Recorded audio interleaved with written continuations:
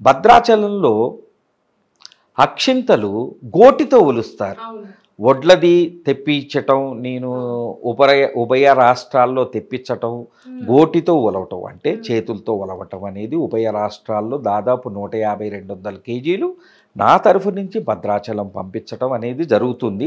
మిషన్తో చేసినవి వారు వాడరు. చాలా మంది మహిళలు కూర్చొని కొన్ని నెలల ముందు నుంచే చేతితో ఎవరైనా ఒలవచ్చు, దానికి నియమాలు ఏం లేవు. ఉత్తి లేడీస్ ప్రాబ్లం మంత్లీ అంతే తప్పితే మిగతా వాళ్ళు ఎవరైనా మగ ఆడ వాళ్ళు పిల్లలు ఏమీ లేదు. అట్లా ప్రాముఖ్యతతో ఒలిపించిన వడ్లు బియ్యంగా అయిన తర్వాత అక్కడికి వెళ్ళి తలంబ్రాలు బియ్యంగా మారి తానీషాకు కూడా వరం ఇచ్చారు ఆయన. గుల్నార్ రాములు వారు గుల్నార్ కలపాలని. గుల్నార్ అంటే ఇప్పుడు హోలీ రోజున గుల్నార్ అంటే గులాబీ రంగు, లైట్ పింక్ డార్క్ కలర్లో ఉంటుంది. ఆ గుల్నారు సెంటు ఆయనకు వరమిచ్చి, అంటే ఇప్పుడు ప్రజెంట్లీ గవర్నమెంట్ సప్లై చేస్తుంది.